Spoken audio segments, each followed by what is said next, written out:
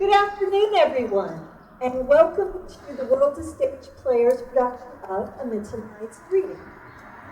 We are concerned with all things Shakespeare.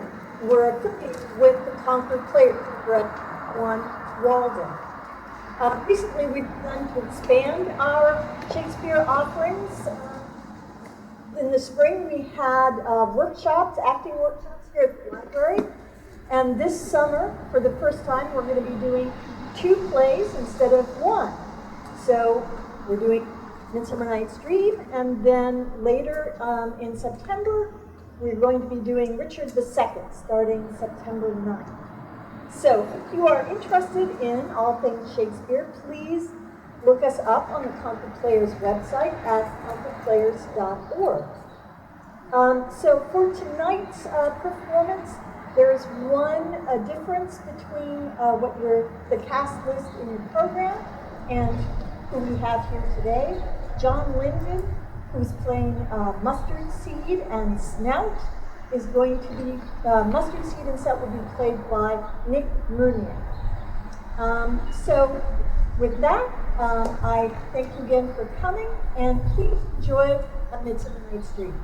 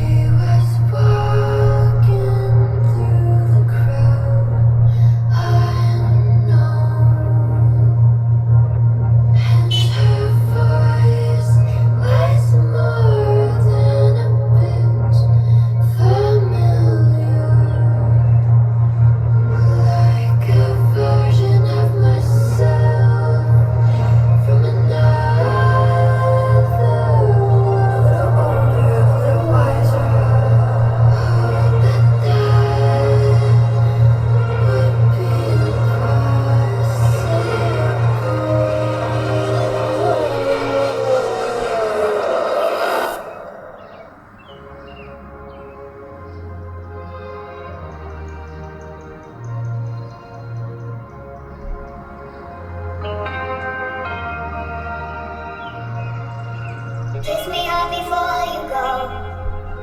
Sometimes I lose. I just wanted you to know that baby you're the best. I got my red dress on tonight, dancing in the dark in the pale moonlight. Done my hair up real big, beauty queen style. High heels off, I'm feeling alive. Oh my God, I feel it in the air, telephone wires above. I'm sizzling like a snare, hug me up, I'm fine. I feel it everywhere, nothing scares me anymore. Kiss me hard before you go. Sometimes I lose. I just wanted you to know, baby, you're the best. I got that summertime sadness.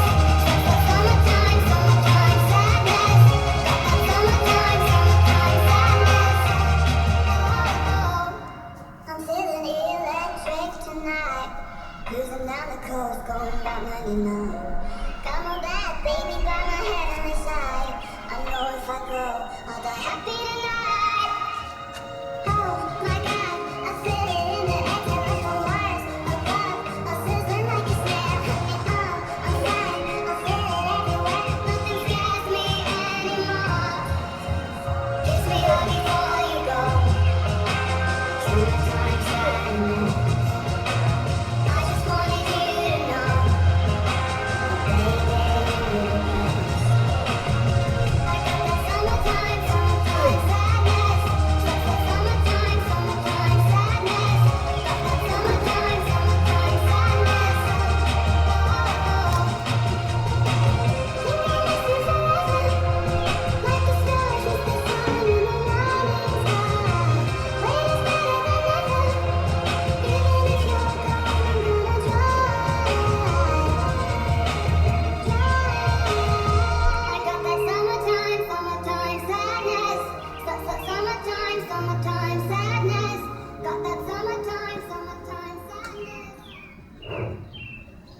Now, fair Hippolyta, our nuptial hour draws on apace.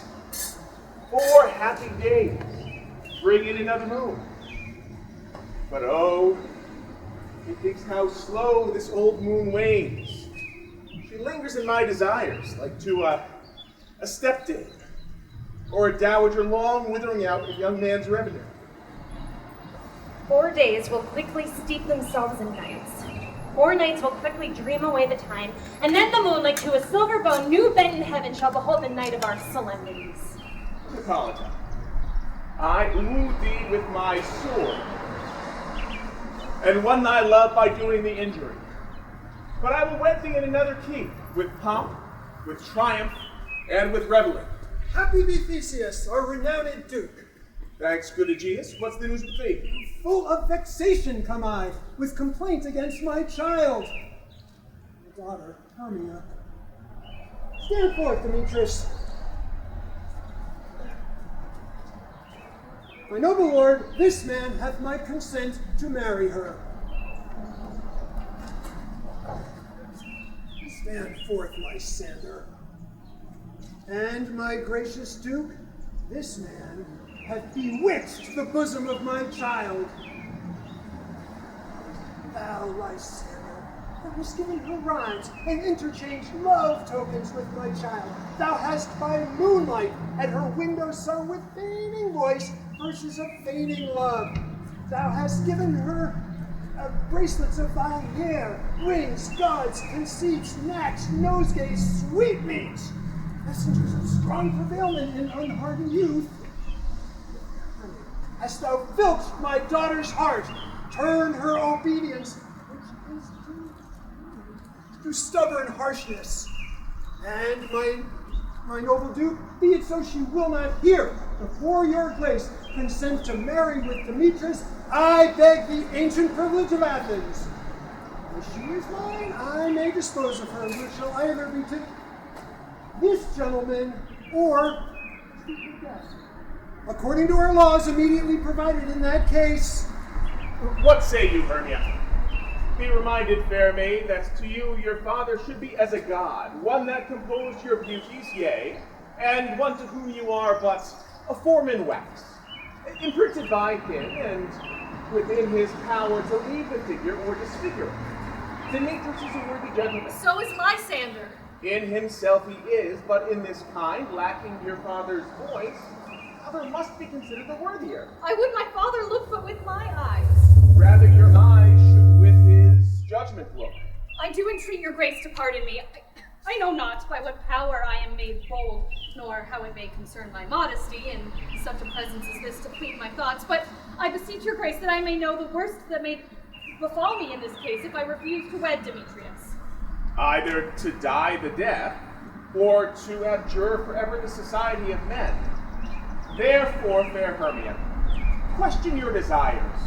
Know of your youth, examine well your blood, whether if you yield not to your father's wishes, you can endure the livery of a nun.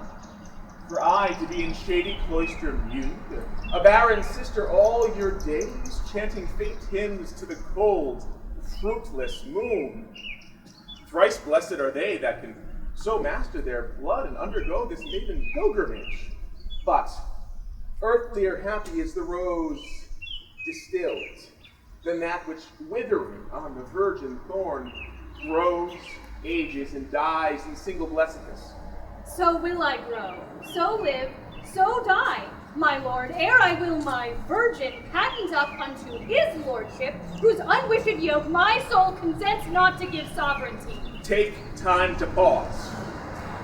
And on the day of the next new moon, the sealing day betwixt my love and me, an everlasting bond of fellowship, on that day either prepare to die for disobedience to thy father's will, or to marry Demetrius as he would, or on Diana's altar to protest for aye austerity and a single life. Relent, sweet Hermia. Rise. Yield thy crazy title to my certain right. You have her father's love, Demetrius. Let me have Hermia's. Do you marry him? Oh, scornful Lysander! True, he hath my love, and what is mine, my love shall render him. And she is mine. and all my right of her I do estate unto Demetrius. I am, my lord, as well derived as he, as well possessed. My love is more than his. My fortunes every way as fairly ranked, if not with vantage, as Demetrius is. What's more than all these boasts can be? I'm beloved of beauteous Hermia. But why should not I then prosecute my rights?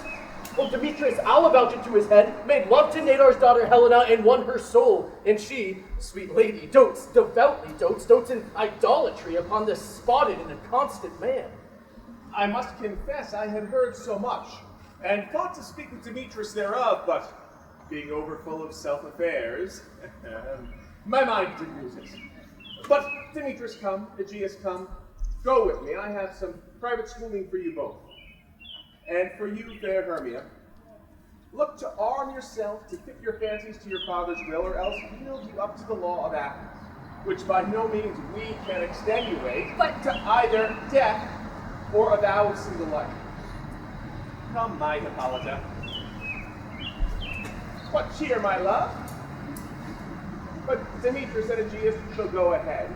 I have some employ for you against our nuptial, and have something to confer with you that comes near to you both. With duty and desire, we follow you.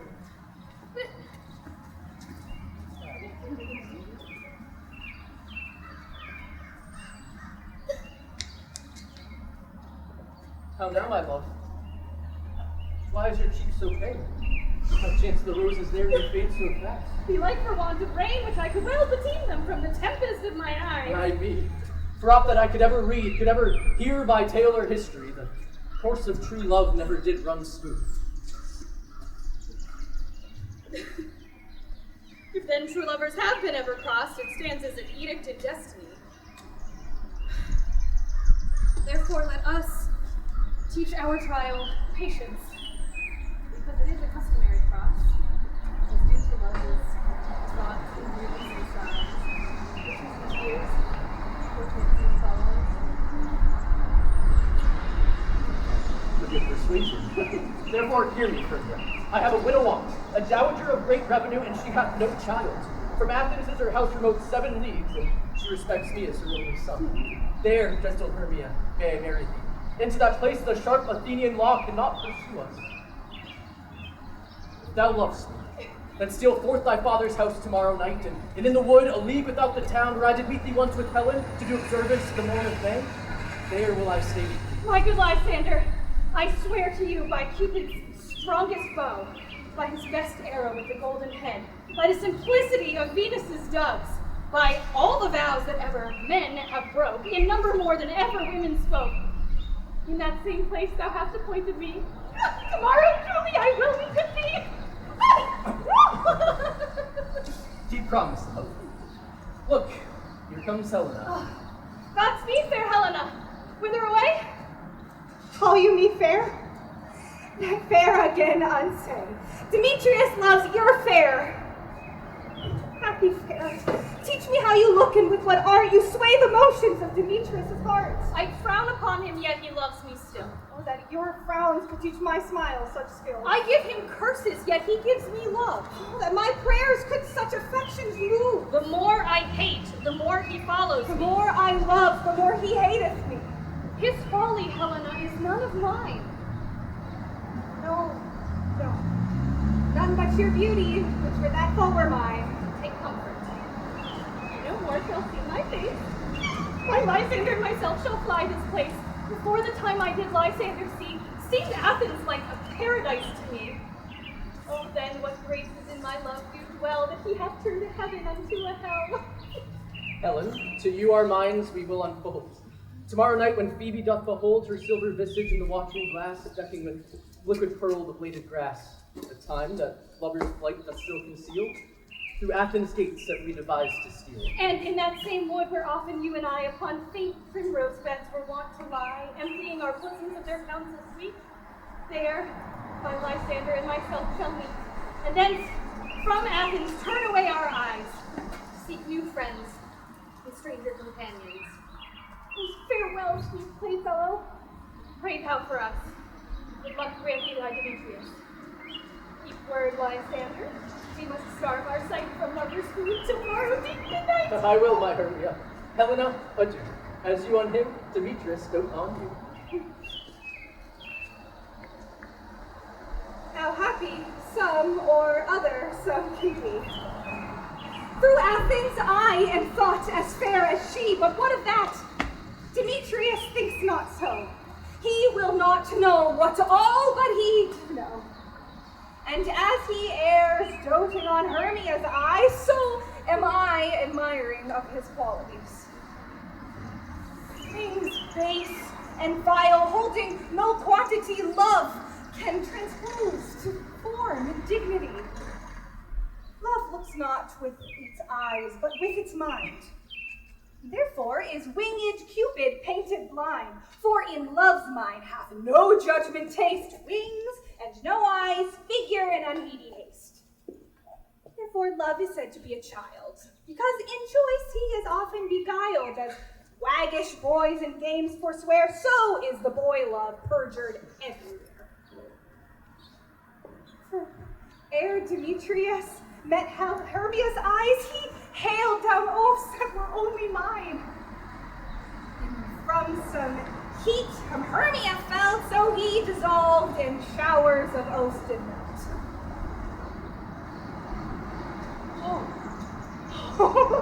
I will tell him of fair Hermia's flight, and to the woods tomorrow night pursue her. And for this intelligence, if I have thanks, it is a dear expense.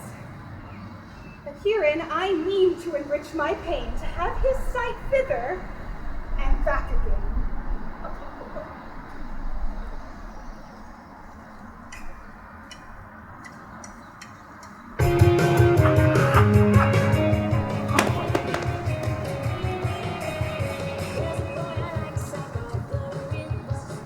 Is all that company here? You are best to call them generally, man by man, according to the script. Here is the scroll of every man's name which is thought fit through all Athens to play in our interlude before the Duke and the Duchess on his wedding day at night. First, good Peter Quince, say what the play treats of, then read the names of the actors and so grow to a point. Harry, our play is the most lamentable comedy and most cruel death of Pyramus and Thisbe. Ooh, a very good piece of work, and a merry, I assure you. Now, good Peter Quince, call forth your actors by the scroll. Masters, spread yourselves. Answer as I call you, Nick Bottom the Weaver. Ready? Name what part I am for and proceed. You, Nick Bottom, are set down for Pyramus. What is Pyramus? A lover or a tyrant? A lover that kills himself most gallantly for love. That will ask some tears in the true performing of it. If I do it, let the audience look to their eyes. I will move storms. I will condole in some measure. Francis Flute, the bellows mender. Here, Peter Quince. You must take Thisbe on you. Oh, well, what is this? Be some wonder knight? It is the lady that Pyramus must love. Faith, let me not play a woman. I have a beard comb. That's all one. You shall play it in a mask, and you may speak as small as you will. And I may hide my face. Let me play Thisbe, too. I'm speaking a monstrous little voice. Thisbe! Thisbe! Oh, Pyramus! Oh, lover dear! Oh, thy Thisbe, thy lady dear! No! No! You must play Pyramus, and Flute, you Thisbe. Well, proceed. Robin Starveling, the tailor. Dear Peter Quinn. Robin Starveling, you must play Thisbe's mother. Tom Snap, the tinker. Here, Peter Quince. You, Pyramus's father. Myself, Thisbe's father. Snug the joiner. And you, the lion's part. And I hope here is a play fitted. Have you the lion's part written? Pray you, if it be, give it me, for I am slow of study. You may do it extempore, for it is nothing but roaring. Let me play the lion too! I will roar that I will do any man's heart good to hear me! I will roar that I will make the Duke say, let him roar again! Let him roar again! If you should do it too terribly, you would fright the Duchess and the ladies that they would shriek! And that were enough to hang us all! Well, I grant you, friends, if you fright the ladies out of their wits, they would have no more discretion but to hang us. But I will aggravate my voice so that I will roar you as gently as any sucking dove. I will roar you into any nightingale. You can play no part but Pyramus!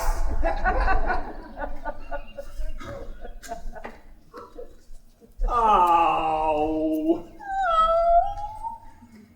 The Pyramus is a sweet-faced man, a proper man as one shall see in a summer's day, a most lovely, gentleman-like man.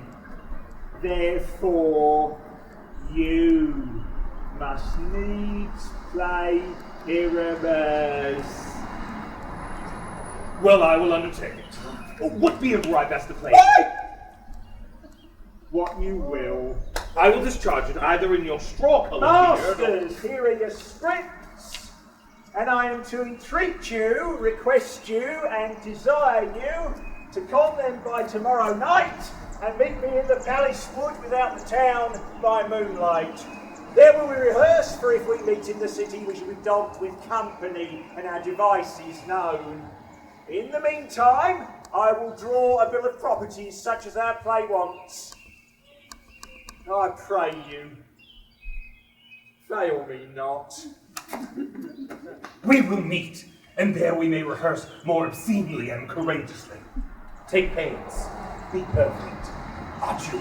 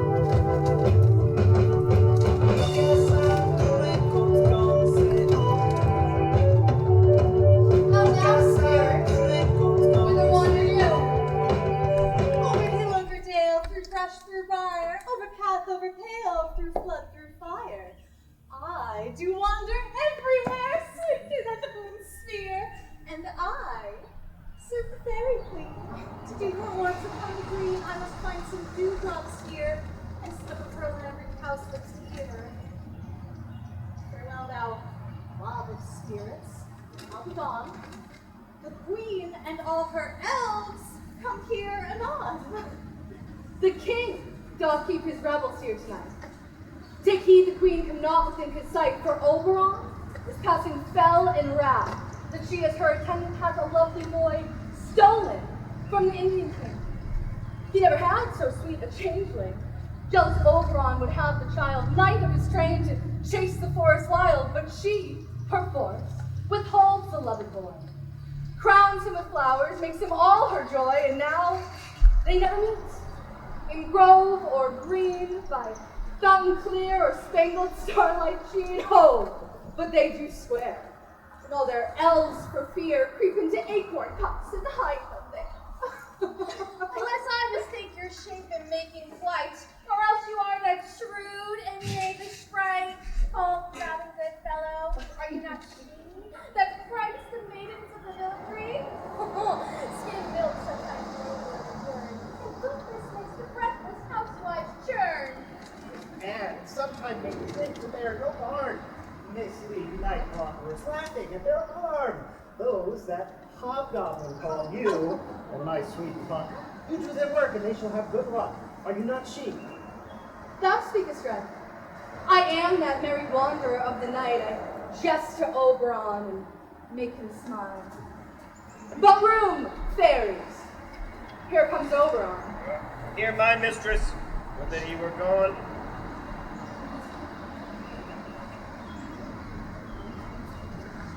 Tell about thy moonlight proud, Titania. What, jealous Oberon? Fairies, skip hence. I have forsworn his bed and company. Tarry, rash wanton, am not I thy lord? Oh, then I must be thy lady. But I know when thou hast stolen away from fairyland and in the shape of Corinth sat all day playing on pipes of corn and versing love to amorous Philida. Why art thou here, come from the farthest step of India? But that, forsooth, the bouncing Amazon, your busked mistress and warrior love to Theseus must be wedded, and you come to give their bed joy and prosperity? How canst thou thus for shame, Titania? Glance at my credit with Hippolyta, knowing I know thy love to Theseus. Didst thou not lead him through the glimmering night from Perigonia, whom he ravished? These are the forgeries of jealousy. And never since the middle summer spring met we on hill and dale, forest or mead, by cave and fountain, or by rushy brook, or in the beechen margin of the sea to dance our ringlets to the whistling wind. But with thy brawls thou hast disturbed our sport. Therefore the winds pipe unto us, and they as in revenge have sucked up from the sea contagious frogs, which falling in the land of every pelting were made so proud that they have overborne their continents. Therefore the moon, the governess of floods, pale in her anger, washes all the air, and rheumatic diseases do abound. And to our oldest distemperature we see the seasons alter. Spring, summer, childing, autumn, angry winter change their vaunted liveries. And the mazed world by their increase knows not which is which. And this same progeny of evils comes from our debate, from our dissension. We are their parents and originals. Do you amend it then? It lies in you. Why should Titania cross her Oberon? I do but beg a little changeling child to be my henchman. Oh, set your heart at rest. Fairyland buys not the child of me. His mother was a votress of my order, and in the spiced Indian air by night full often she gossiped by my side and sat with me on Neptune's yellow sand, marking the embarked trace of the flood.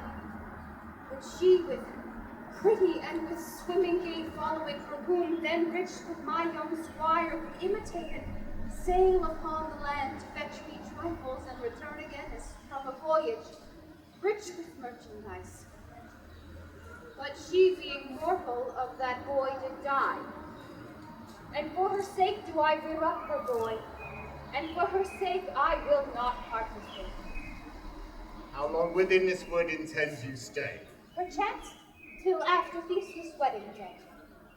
If you will patiently dance in our frowns and see our moonlight revels, go with us. If not, shun me and I will spare your halls. Give me that boy and I will go with thee.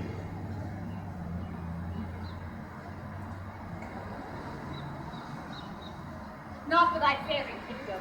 Fairies, away! You shall chide downright at my longest. Go thy way! Thou shalt not from this grove till I torment thee for this injury. My gentle Puck, come hither.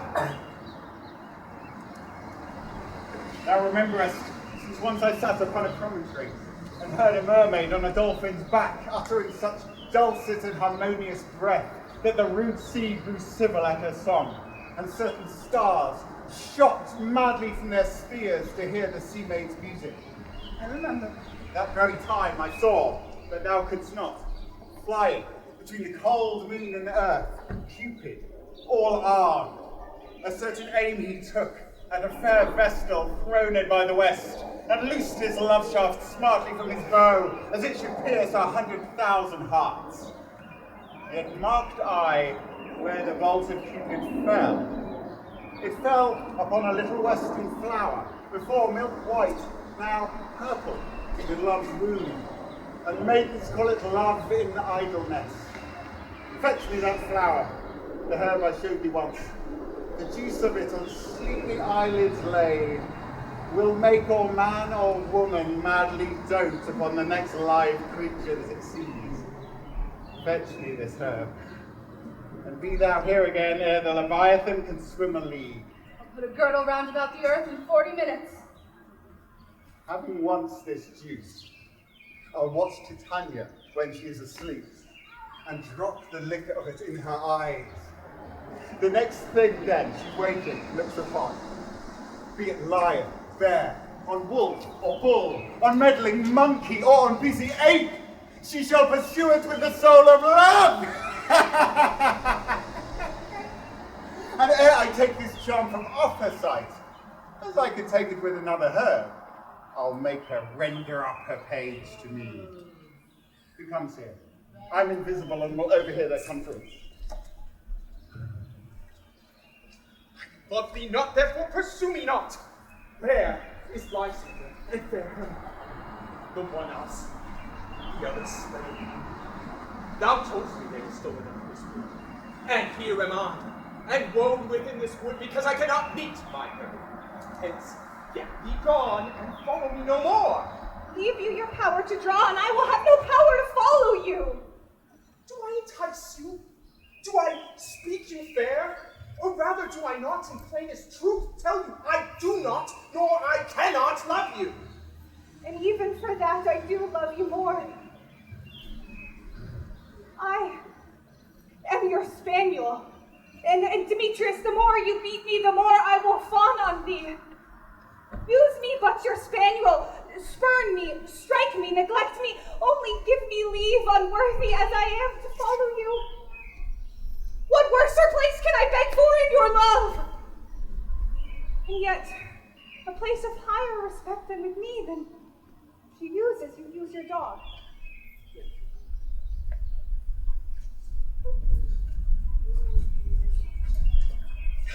That is not too much the hatred of my spirit, for I am sick when I do look on thee. And I am sick when I look not on you. Do impeach your modesty too much.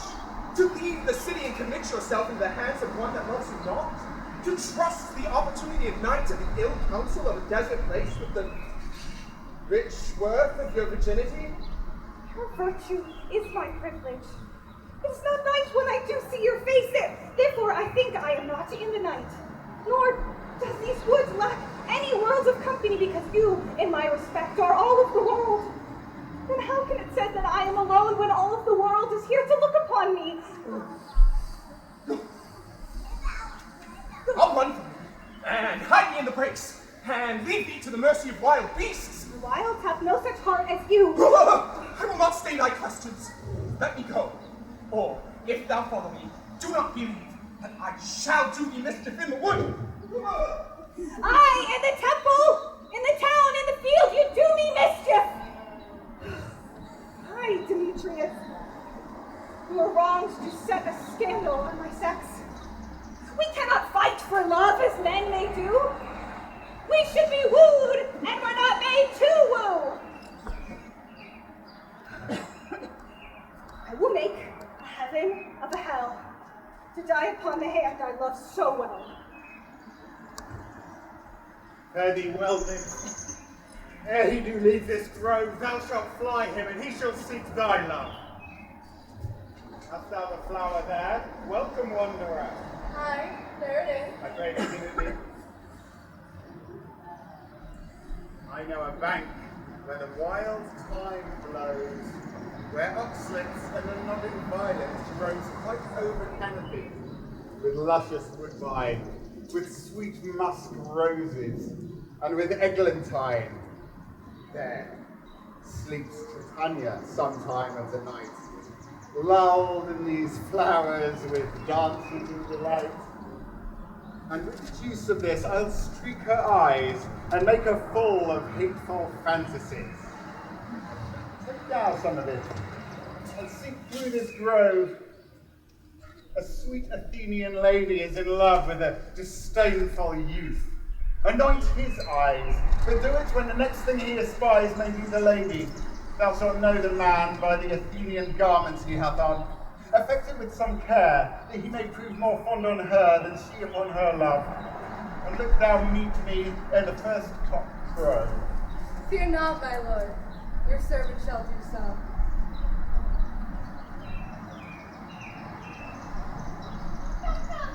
A damsel and a fairy's home. Left your offices and let me rest.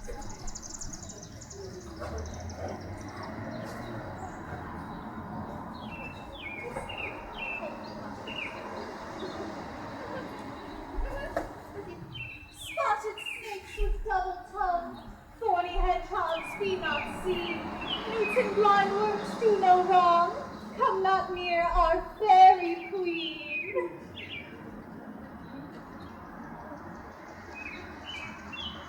Weaving spiders, come not here. Hence! Long-legged spinners, hence! Beetles black, appear not here. Worms and crabs, do no offense.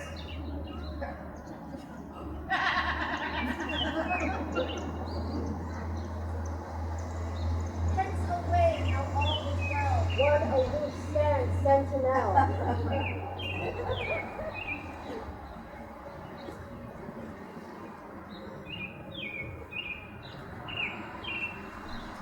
Thou seest, when thou dost wake, to it for thy true love's sake, love and languish for his sake.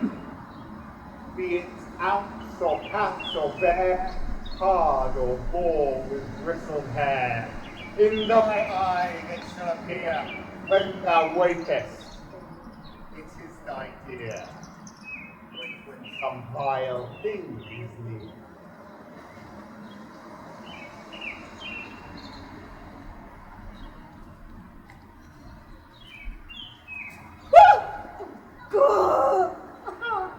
Fair love, we faint with wandering in the wood, and to speak truth, I have forgot our way. Well, rest us, Hermia, if you think it good, and tarry for the comfort of the day. Be it so, Lysander. Find you out of bed, for I upon this bank will rest my head. One turf shall serve as pillow for us both. One heart, one bed, two bosoms, and one throat. Nay, good Lysander, for my sake, my dear, lie further off yet. Do not lie so near. Take the scent sweet of my innocence. Love takes the meaning in love's confidence. I mean that my heart unto yours is knit, so that one heart we can make of it. Two bosoms interchanged with an oath, then two bosoms in a single truth. And by your side, no better reason for lying so, Hermia, I do not know. Lysander riddles very prettily. Now, much beshrew my manners and my pride if Hermia were to say Lysander lied. But, gentle friend, for love and courtesy, lie thou further off. In human modesty, such a separation may as well be said becomes a virtuous bachelor and a maiden. So far, distant. Good night, sweet friend. I love ne'er alter till thy sweet life end.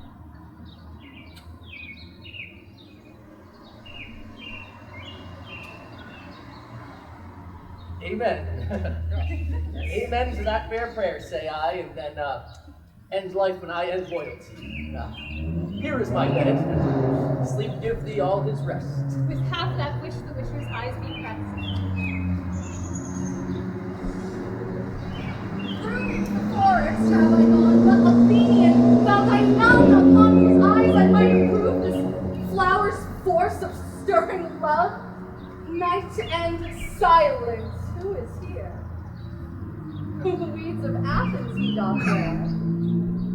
This is he, my master said, despiseth the Athenian maid, and the maiden sleeping sound on the dank and dirty ground. Pretty soul, thou durst not lie so near this lack love, this kill courtesy. Churl.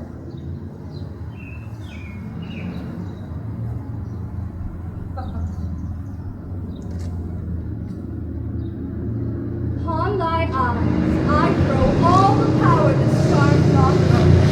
When thou wakest, let love forbid, take sleep on thy eyelids.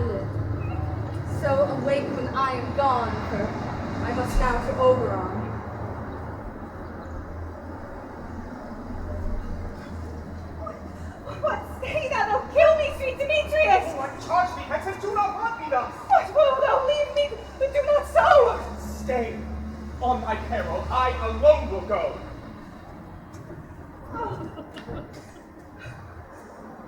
I am out of breath in this fond chase. The more my prayer, the lesser is my grace.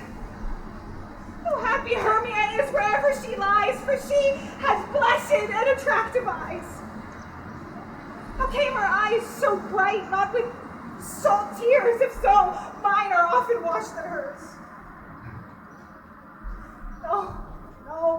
No, I am ugly as a bear, for beasts that beat me often run away with fear. Therefore it is no marvel that Demetrius do as monsters fly my presence thus. What wicked and dissembling eye made me compare with Hermia's Spheria?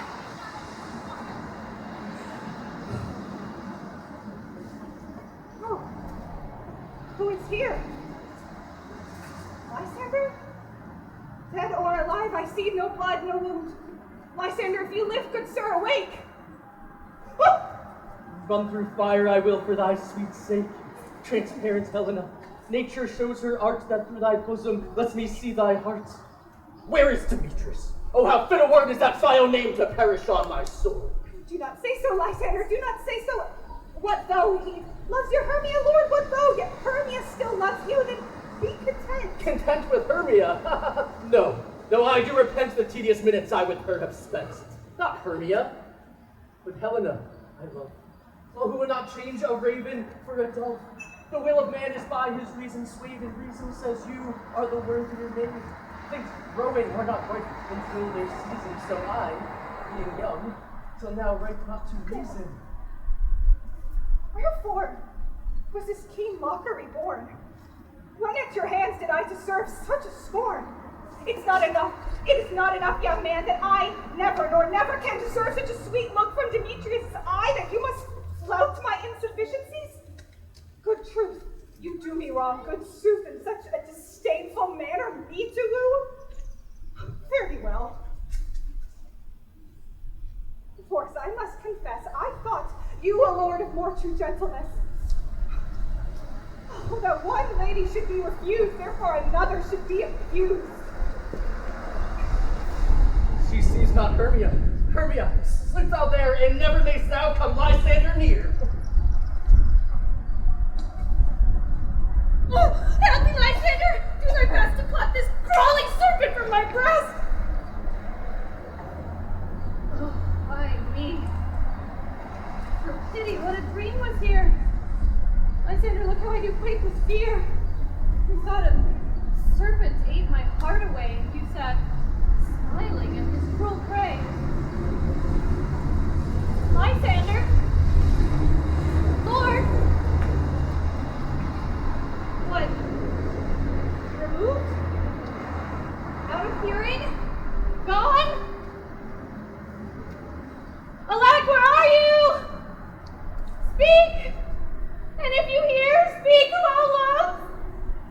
I swoon almost with fear. No? Then I well perceive you are not nigh. Oh, either death or you I'll find immediately.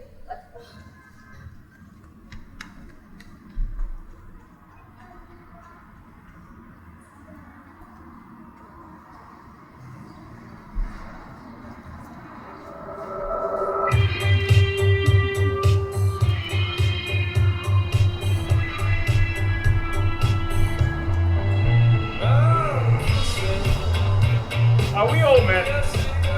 This great rock shall be our stage, this hawthorn break our tiring house, and we will do it in action as we will do it before the Duke. Peter Quince. What sayest thou, bully bottom? There are things in this comedy of Pyramus and Thisbe that will never please. First, Pyramus must draw a sword to kill himself, which the ladies cannot abide. How answer you that? Fire like in a parlous deer. We should leave the killing out when all is done. Not a whit. I have a device to make all well. Write me a prologue, and let the prologue seem to say that we will do no harm with our swords, and that Pyramus is not killed indeed.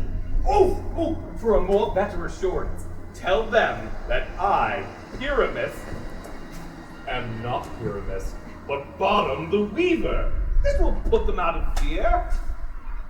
Will not the ladies be afeard of the lion? I fear it, I promise you.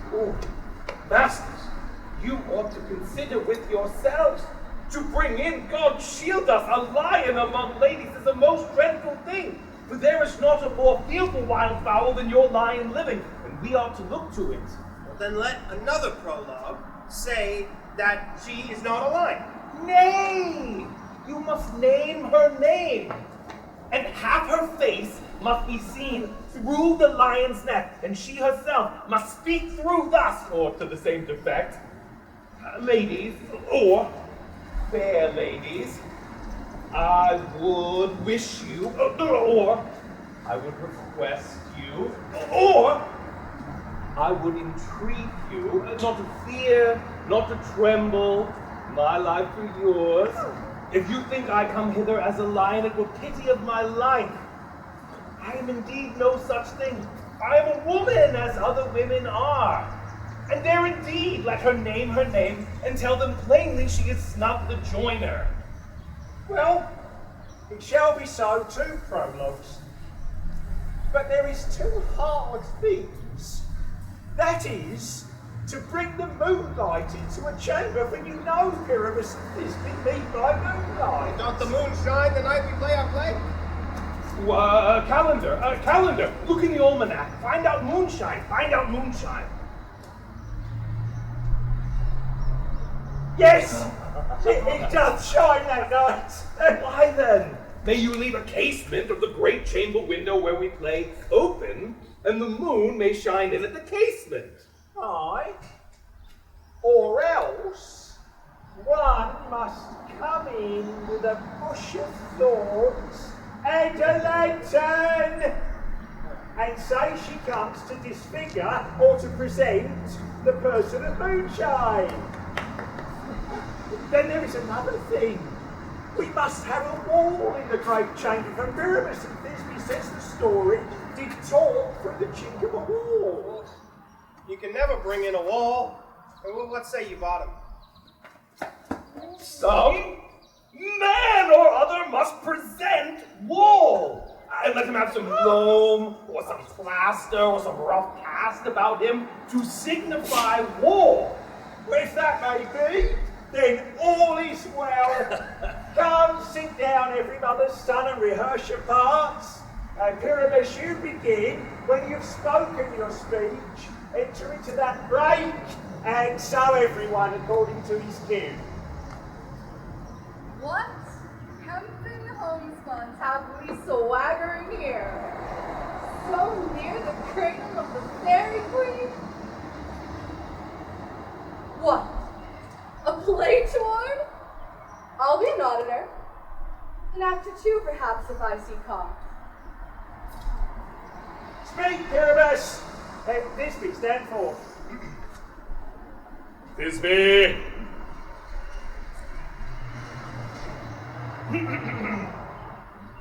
Thisbe! The flowers of odious savor sweet odors! Odors, savors, sweet. So hath thy breath, my dear, Miss Thisbe, dear. But hark, a voice they bow but there a while, and by I will to thee appear. A stranger Pyramus than e'er played here. Must I speak now? Aye, marry, must you? But you are to understand he goes but to hear a noise and is to come again.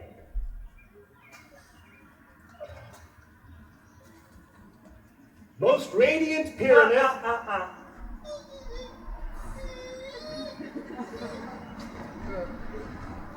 Most radiant Pyramus, most lily-white of hue, of color like the red rose on triumphant briar, as true as horse that yet would never tire. I'll meet thee, Pyramus, at Giddy's too.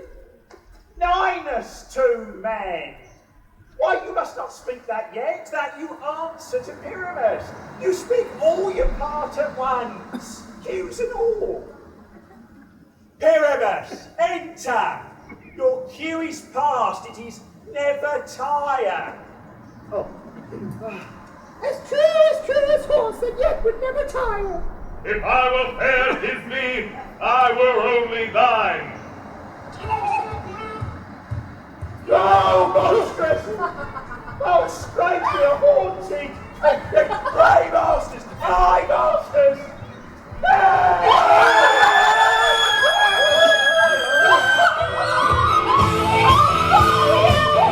Only you have round around through bog, through bush, through brake, through briar.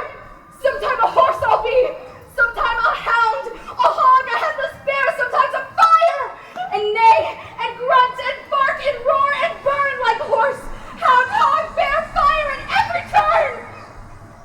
Why do they run away?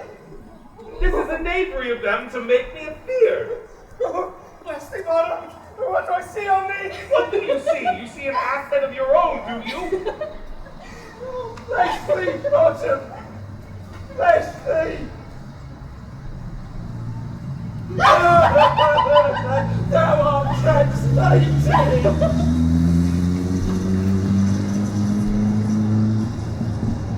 I see their knavery.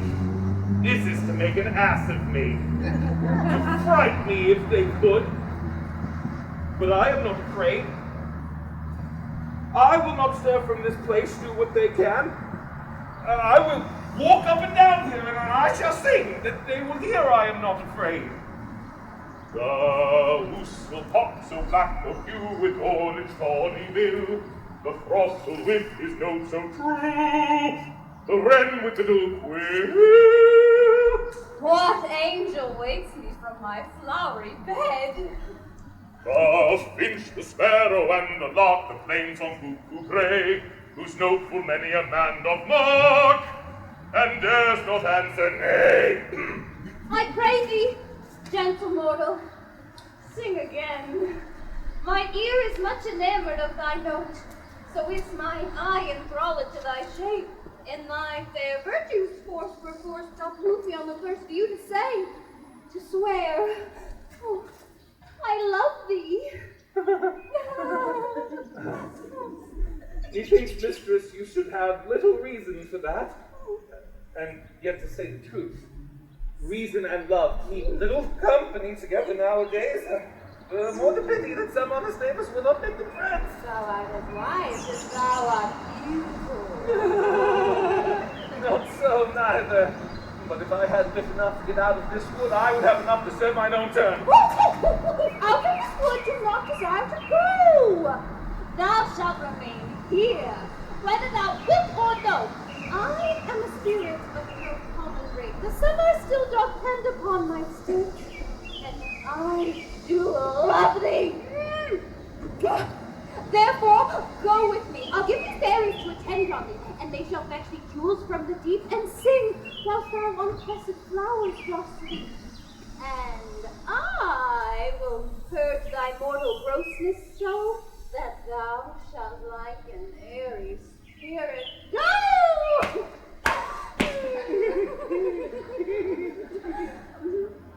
Peas blossom, cobweb, moth, must you see?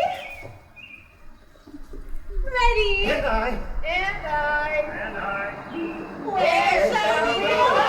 Be kind and courteous to this gentleman. Hop in his walk and gamble in his eye. Feed him apricots and dewberries, purple grapes, green figs, and mulberries. Ooh, the honey bags steal from the humble bees, and for my tapers crop their waxy thighs to light with the fiery glowworm's eyes. To have my love to bed and to arise. And look, the wings of painted butterflies to fan the moonbeams from his sleeping eyes. Nod to him, elves, do him courtesies. Hail, mortal. Hail. Hail. I cry your worship's mercy heartily. I beseech your worship's name. Cobweb. I shall desire you of more acquaintance, good Master Cobweb. If I cut my finger, I shall make bold with you. Your name, honest gentlewoman. Peas blossom.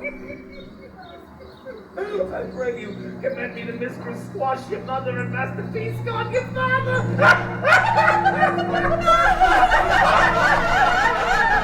Oh, Mistress Feast blossom, I shall desire you and more acquaintance too. I beseech your name, sir! Mustard seed. Good master mustard seed. Oh, I know your patience well. That same cowardly giant-like oxbeak hath devoured many a gentleman of your household. I promise you, your kindred have made my eyes water ere now. I desire your acquaintance, good master mustard seed. Come, my fairies, lead him to my bower. The moon methinks looks with the watery eyes, and empty weeps every little flower, lamenting summon forth its death. Tie up my love's tongue. Bring up silently.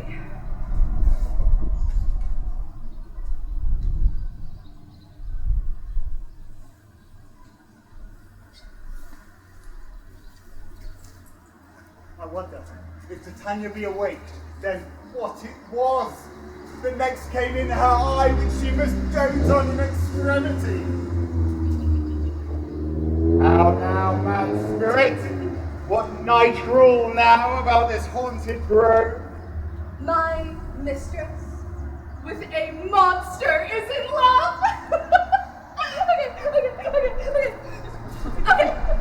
Near to her close and consecrated bower while she was in her dull and sleeping out, a crew of catches, rude mechanicals who work for bread upon Athenian stalls were met together to rehearse a play intended for great Theseus' nuptial day. The shallowest thick skin of that barren sort whom Pyramus presented in his sport forsook his scene and entered in a brave, when I did him at this advantage take. In ass's knoll, I fixed it on his head, and on his this be must be answered, and forth my mimic comes. Oh! I led them on in this distracted fear and left sweet Pyramus translated there. When in that moment, so it came to pass, Titania waked, and straightway loved an ass. This falls out better than I could devise. But hast thou yet latched the Athenian's eyes with the love juice as I did bid thee do? I took him sleeping. That is finished too. And the Athenian woman by his side, that when he wake, go forth she must be I. Stand close, this is the same Athenian. Oh, this be the woman, but not this the man. God, why rebuke you him that loves you so? They but so bitter on your bitter foe. Now I but chide, but I should use thee worse, for thou, I fear, hast given me cause to curse. Ugh, if thou hast slain Lysander in his sleep, big shoes in blood, plunge in the deep and kill me too. The sun was not so true unto the day as he to me.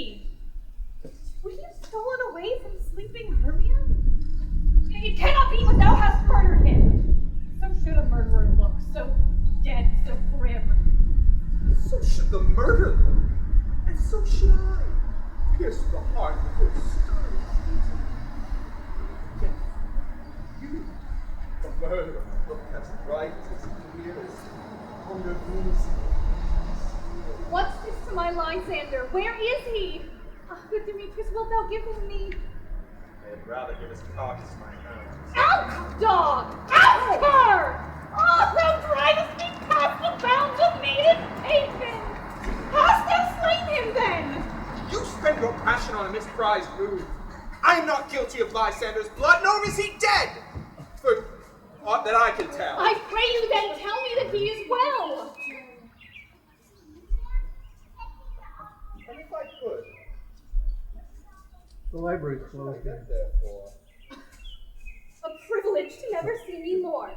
And from thy hated president's part I so. See me no more whether he be dead or no. No following her in this fierce day.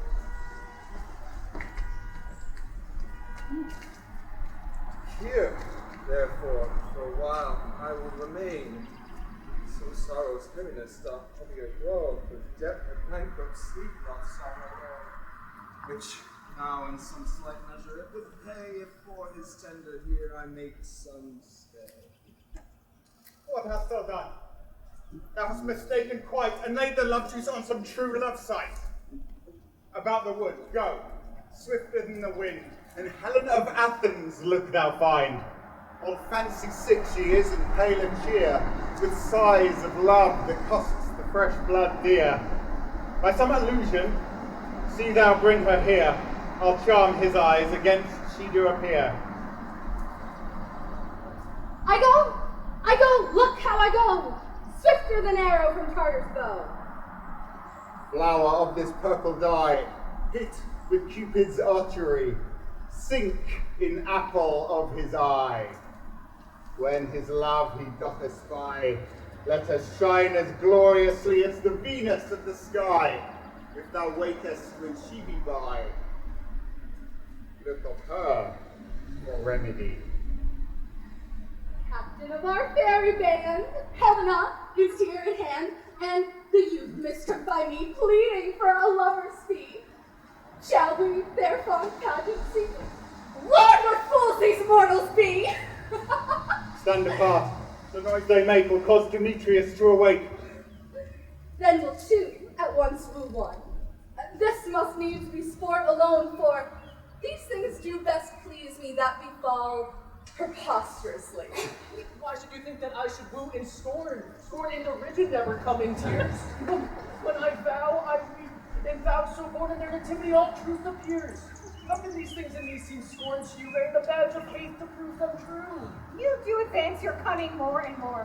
When truth kills truth, devilish holy fray, these vows are Hermia's. When will you give her o'er? I had no judgment when to her I swore. Oh, now, not in mind, you'll give her o'er. Demetrius loves her. He loves not you. Oh, Helen! Goddess, nymph, perfect, divine! To what, my love, shall I compare thine arm? The crystal is money. Oh, how ripe and show thy lips, those kissing cherries, tempting grow. Oh, that pure congealed white high-toned snow, fanned with the eastern wind, turns to a crow.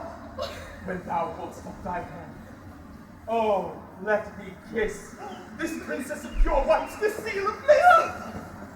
Oh, spite! Oh, hell! I see you are all bent to set against me for my merriment. If you were civil and to do courtesy, you would not do me thus much injury. Can you not hate me, as I know you do, that you must join in souls to love me to? If you were men, as men you are in show, you would not use a gentle lady so. Vow and swear and super praise my parts when I am sure you hate me with all of your hearts. You two are rivals and love Hermia. Now are rivals to mock Helena? A trim exploit, a manly enterprise to conjure up tears in a poor maid's eyes with your derision. None of noble sort would so offend a virgin and make a poor soul suffer, all to make you sport. You are unkind, Demetrius. Be not so. If you love Hermia, this you know, I know. And here, with all goodwill, with all my heart, in Hermia's love I yield you up my part. So yours of Helena to me bequeath, whom I do love and will do till my death. Lysander, keep thy Hermia. I will not. If e'er I loved her, all that love is gone.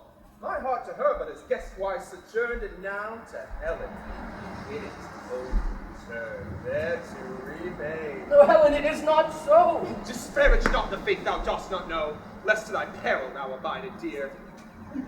Look, where thy love comes, yonder is thy dear. Dark the night that from the eye its function takes, the ear more quick of apprehension makes. Thou art not by mine eye, Lysander bound. Thine ear I bend it from me to thy sound. But why is thou?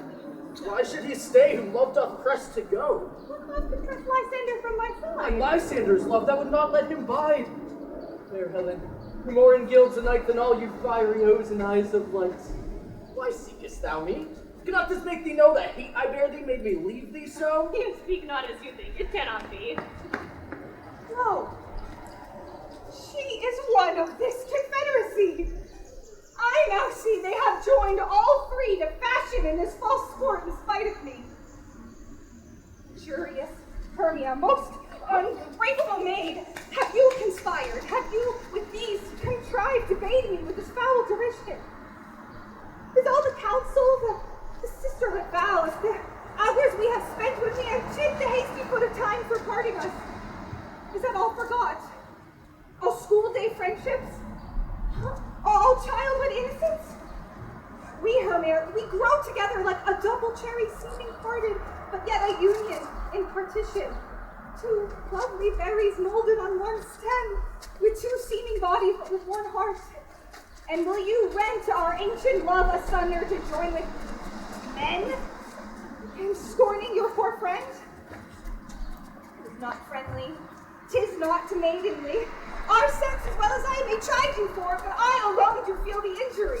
I am amazed at your passionate words. I scorn you not. It seems that you scorn me. Have you not said Lysander as it to scorn to follow me and praise my eyes and my face? And made your other love, Demetrius, who even but now did spurn me with his foot to call me goddess, nymph, divine and rare, precious and celestial. Wherefore he says that to her he hates, and wherefore doth Lysander deny your love so rich in his soul and tender me forsooth affection, but by your setting on and by your consent. I understand not what you mean by this. Oh, I do. Persevere, counterfeit sad looks, make mouths on me when I turn my back. Wink at each other, hold the sweet jest up. This sport shall be well chronicled and carried out. But fare thee well. 'Tis partly my own fault, whether death or absence soon shall remedy. Oh, stay gentle, Helena. Oh, hear my excuse. My love, my life, my soul, fair Helena. Oh, excellent. Sweet, do not scorn her so. Oh, she cannot entreat. I can compel. Thou canst compel no more than she entreats. Thy threats have no more strength than her weak prayers. Helen, I love thee. By my life I do. I swear by all that I will lose for thee to prove it false that says I love thee not. I say I love thee more than he can do. If thou say so, withdraw and prove it too. Oh, quick, come. Lysander, where to tends all this? Oh, hang off, thou cat, thou bird. Vile thing, let loose, or I will stick you from me like a serpent. Why are you so rude? What changes this sweet I love? love, out, tawny tar, out, hated potion. Oh, you hated potion heads. What, do you jest? I sooth and so do you. Demetrius, I'll keep my word with thee. Oh, I would I had your bond, for I perceive a weak bond holds you. I'll not trust your word. What, should I hurt her? Strike her? Kill her dead? Although I hate her, I'll not harm her so. What? Can you do me greater harm than hate? Hate me? Wherefore? Oh, me! What news, my love? Am I not Hermia? Are you not Lysander? I am as fair as I was ere while. Since night you loved me, and since night you left me. Aye, by my life, and never did desire to see thee more. Therefore, be out of question, of hope, of doubt, be certain, nothing truer. 'Tis no jest, that I do hate thee, and love Helena. Me. You. Suckler. You canker blossom. You thief of love. What, have you come by night and stolen my love's heart from him? Fine in faith. Have you no modesty, no maiden shame? Oh, no touch of bashfulness? Once will you tear impatient answers from my gentle tongue? Fie, you counterfeit, you puppet, you! Puppet? Why so? Aye, that way goes the game. Now I see she hath made compare between our statures. She hath urged her height, and with her personage, her tall personage, nay, her height forsooth, she hath prevailed with him. And are you grown so high in his esteem because I am so dwarfish and so low? How low am I, thou painted maypole? Speak! How low am I? I'm not yet so low but that my nails can reach unto thine eyes. No, you mock me! Let her not hurt me! I was never cursed! I have no gift in shrewdness! I am a right maid for my cowardice! Let her not strike me! You may think because she is something lower than myself that I can match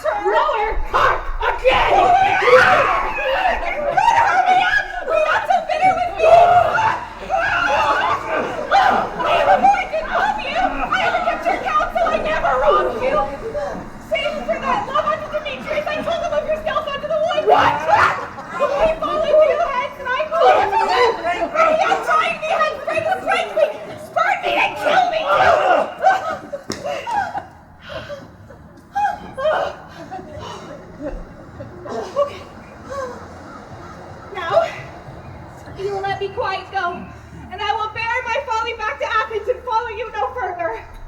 Let me go. You can see how simple, how fond I am. Why? Get you gone! Who is it that hinders you? A foolish heart that I leave here behind.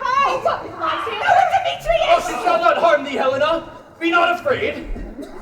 Oh, sir, she shall not, though you take her part. When she is angry, she is keen and true. She was a vixen when we were at school, and though she be but little, she is fierce. Little again? Nothing but low and little. Why do you suffer her to flout me thus? Oh, let me come to her. Oh, be gone, you dwarf, you minimus of hindering not grass maid, you bead, you acorn. Now she holds me not. Now, follow if thou dares to try his right of thine or mine is most in hell. Follow? Nay, I'll go with thee. Cheat thy jowl. You, mistress, all this coil is long of you. Nay, go not back. I trust you not, and I will not stay in that cursed company. Your hands are quicker for a fray, but my legs are longer to run away. I am amazed, and know not what to say. I am amazed and know not what to say. This is thy negligence. Still thou mistakest, or else committest thy knaveries wilfully. Believe me, King of Shadows, I mistook. Did not you say I should know the man by the Athenian garments he had on? So far blameless proves my enterprise, for I have anointed an Athenian's eyes. And so far am I glad it so did sort, for all this jangling I see was sport. No.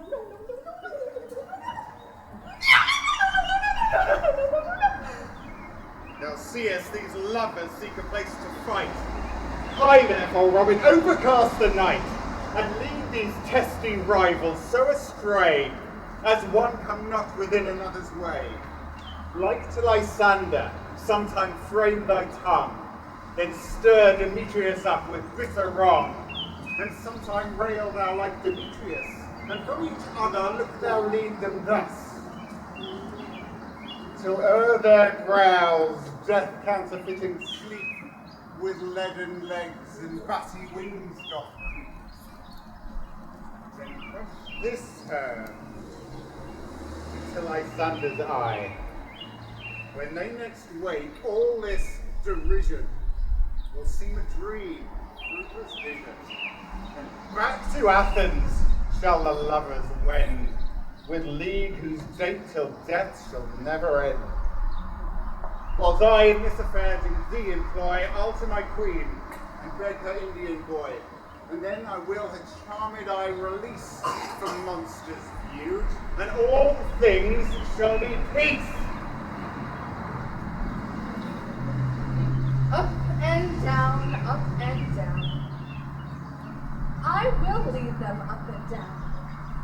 I am feared in field and town. Goblin, lead them up and down. Here comes one. Where art thou, Demetrius? Speak thou now. Here, villain, drawn and ready. Where art thou? Oh, I will be with thee straight. Come, follow me to plainer grounds.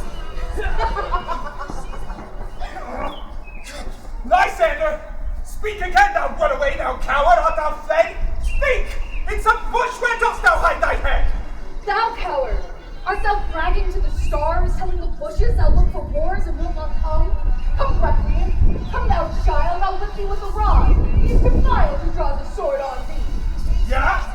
Art thou there? Follow my voice, try no manhood here. Oh, he goes before me and still dares me on. When I come where he calls, then he is gone. All the villain is much lighter heeled than I follow fast, but faster he did fly. That take my in some dark, uneven way. And here will rest me. Come thou, gentle thing. If thou but show me once thy grey light, I'll find Demetrius and revenge his slight. Oh, coward, come thou not! Not by me if thou darest, for well I wot. Thou runst before me, shifting every place, and darest not stand nor look me in the face. Where art thou now? Oh, come hither. I am here. Nay, thou mockst me. Thou shalt bide this me if ever I thy face by daylight see. Now then, faithless constraineth me to measure out my length on this cold bed. Thy day's approach look to be visible. O weary night, O long and tedious night, abate thy hours, and shine comfort from the ether, and may back to Athens by daylight. From my poor company detest, and sleep that sometimes shuts up sorrow eyes, steal me away from my own company. Yet but 3. Come one more. 2 of both kinds make up 4. Oh, here she is, cursed and sad. Cupid is a knavish lad, thus to make poor females mad. Never so weary, never so in woe, dabbled with the dew and torn with briars. I can no further crawl, no further go. My legs cannot keep pace with my desires. Oh, here I will rest me till the break of day. Heaven's shield Lysander, if they be in a fray. On the ground, sleep sound. I'll apply to your eye gentle lover remedy. When thou wakest, take true delight in the sight of thy former lady's eye. And the proverb once known with your waking shall be shown. Jack shall have Jill, naught shall go ill. Every man shall have his mare again, and all will be well.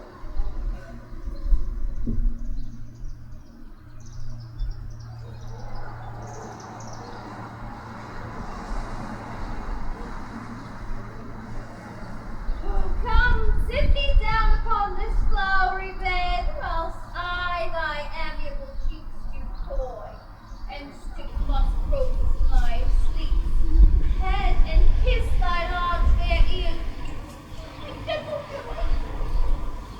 Where's Peas Blossom? Ready? Scratch my head, Peas Blossom. Where's Monsieur Cobweb? Ready? Monsieur Cobweb, good Monsieur, get you your weapon in your hand and kill for me a red-hipped humblebee on the top of this. And Monsieur, fetch me the honey bag. Do not fret yourself too much in the action, Monsieur. And good Monsieur, have a care the honey bag break not. I would be loath to have you overflown with a honey bag. Where's Monsieur Mustard Seed? Ready? Give me your neath, Monsieur Mustard Seed. What's your will? Why, nothing, but to help Cavalry Cobweb to scratch.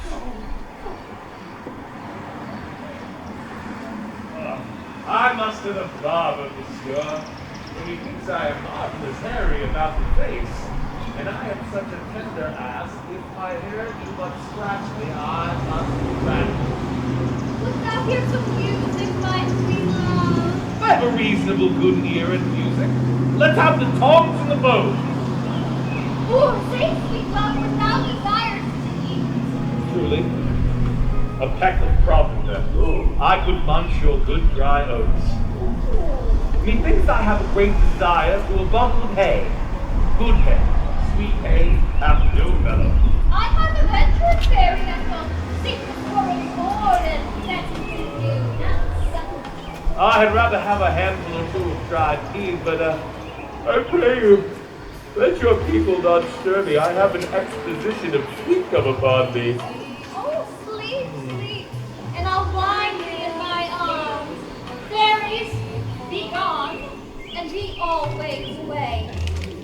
So doth the woodbine and the sweet honeysuckle gently and twist, the female ivy so enrings the sparky fingers of the elm. Oh, how I love thee, how I dote on thee. Welcome, gentle Puck. Seest thou This sweet sight. And don't it now. I do begin to pity. The seeing her of late beside the wood, seeking favours. This hateful fool. I did upbraid her, fall out with her. But she, his hairy temples, then engrounded with a coronet of fresh and fragrant flowers. When I had at my pleasure taunted her, and she in mild terms begged my patience, I then did ask of her changeling child, which straight she gave me, and her fairy sent to bear him to my bower in fairyland. And now I have the boy. I will undo this hateful imperfection of her eyes. And good Robin, take this transformed scalp from off the head of this Athenian swain, that he, awaking when the other do, may all to Athens back again repair, and think no more of this night's accidents, but as the fierce vexation of a dream. And now I will release the fairy queen. Be as thou wast wont to be, see, as thou wast wont to see, Diane's bard o'er Cupid's flower hath such force and blessed power. Now, my Titania, would you, my sweet queen? My Oberon, what visions have I seen? Methought I was enamored of an ass. There lies your love. Oh! How came these things to pass? I do loathe his visage now. Silence a while. Buck, take off his head. Titania, music pour. Strike more dead than common sleep of all these five the sense. Now, with thine own fool's eyes.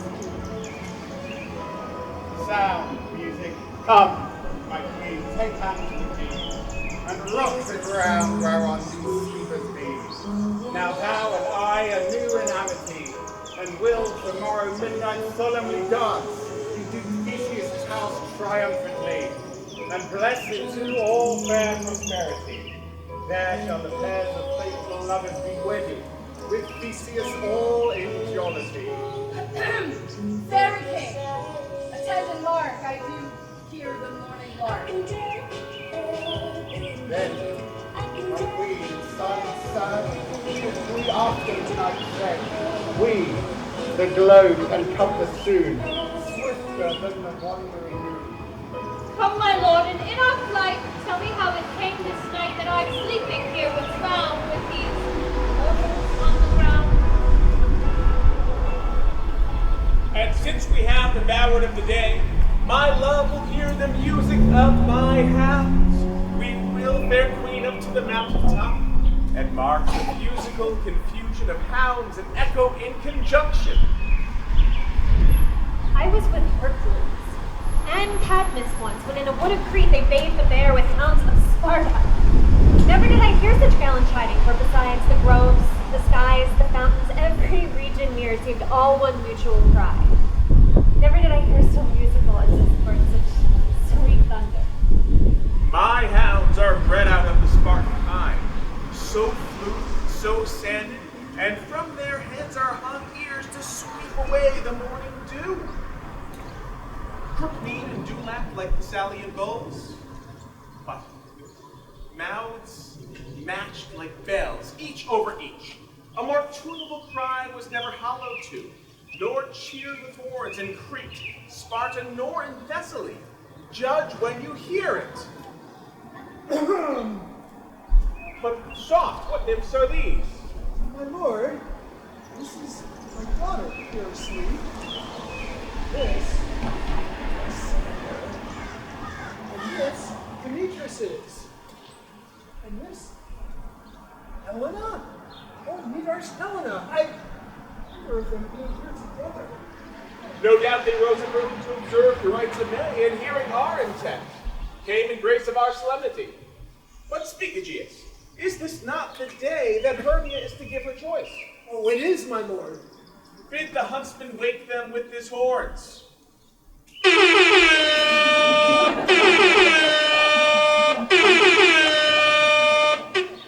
Good morrow, friend.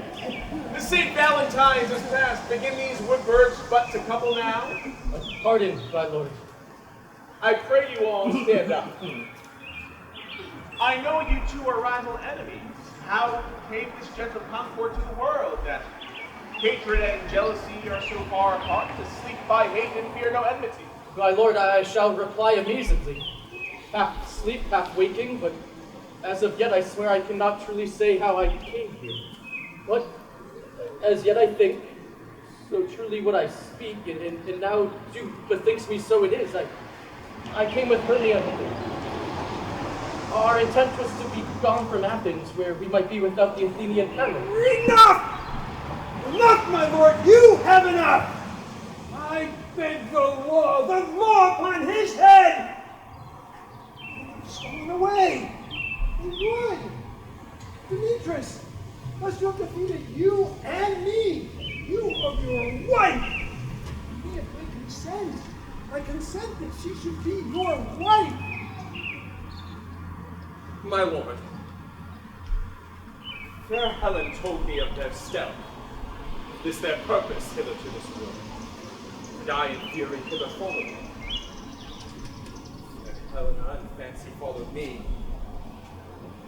My good lord, I know not by what power, but some power his. I love to hear you.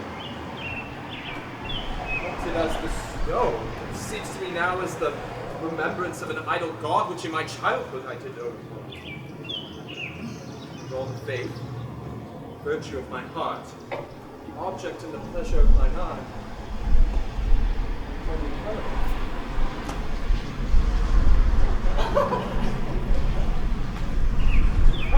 My lord, as I betrothed, there I saw Hermia. In sickness did I loathe this. But my health, my natural taste. Now I do wish it. But all will forevermore be true. Fair lovers, you are fortunately met. Of this discourse we more will hear anon. Aegeus, I will overbear your will, and in the temple by and by with us, these lovers shall eternally be knit. And since the morning now is something worn, our hunt we'll put aside for the day, and away to Athens, 3 and 3, we'll hold a feast, great solemnity. My politics.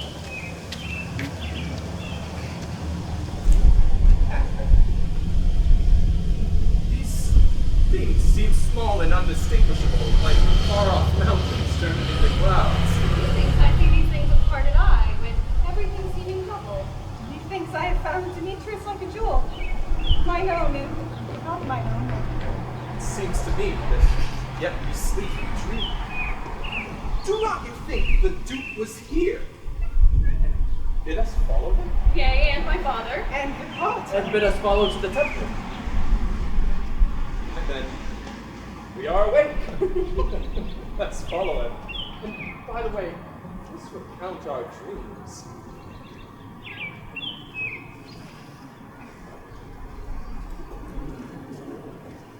When my cue comes, call me and I will answer.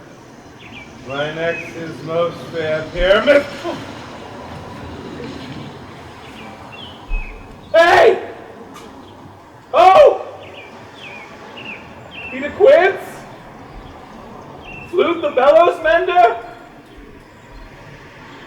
Snout the tinker? Starveling? God's my life. Stolen hence and left me asleep. I have had a most rare vision. I had a dream. Past the wit of man to say what dream it was. Man is but an ass if he go about to expound this dream. Methought I was There is no man can tell what. Methought I was, and methought I had, but man is but a patched fool if he offers to say what methought I had. The eye of man hath not heard. The ear of man hath not seen. Man's hand is not able to taste, his tongue to conceive, nor his heart to report what my dream was. I will get Peter Quince to write a ballad of this dream. It will be called Bottom's Dream. It hath no bottom. And I will sing it at the latter end of a play before the Duke.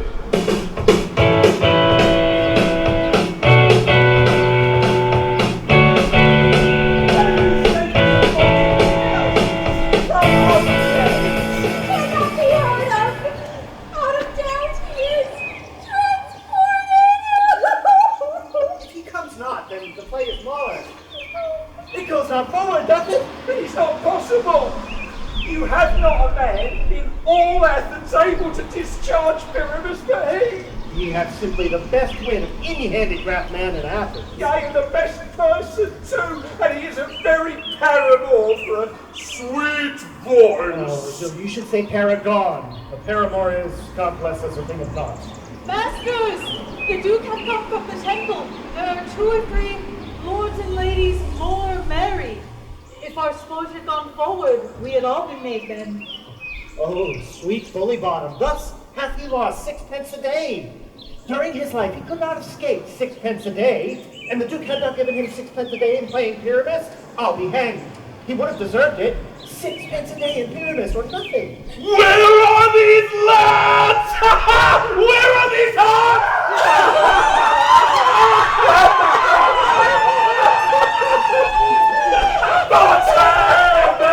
Oh, most courageous day, our most happy hour! Oh, masters!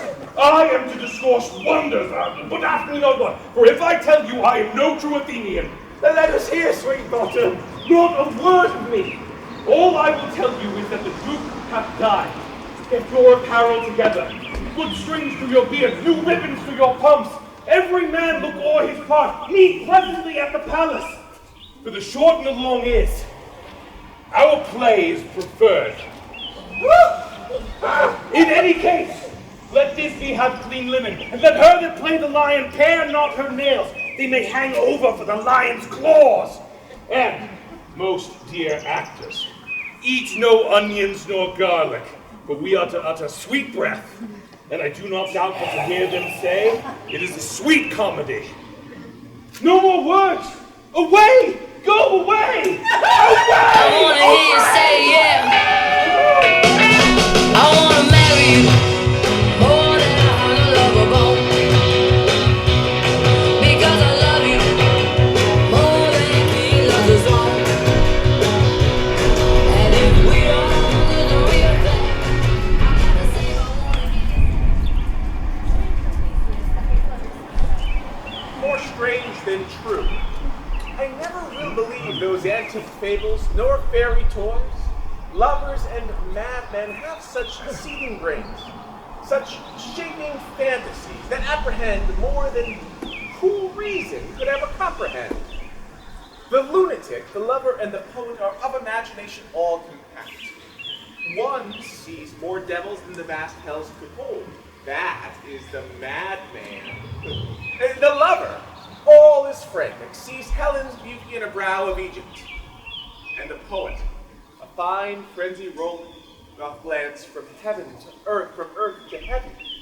And as imagination bodies forth the forms of things unknown, the poet's pen turns them to shapes and gives to airy nothings a local habitation and a name. Such strong tricks hath imagination, that it doth but apprehend some joy, and it begins to comprehend the bringer of that joy. And in the night, when full of fear, how easy is a bush supposed to bear? But all the story of the night told over, and all their minds transfigured so together. More witnesseth in fancy's images and grows to something of great constancy, but howsoever strange and admirable. Look, here come the lovers, full of joy and mirth. Welcome, friends! Joy and days of love on your hearts. And more than to oscillate your royal rooms, your board, your bed. Come now.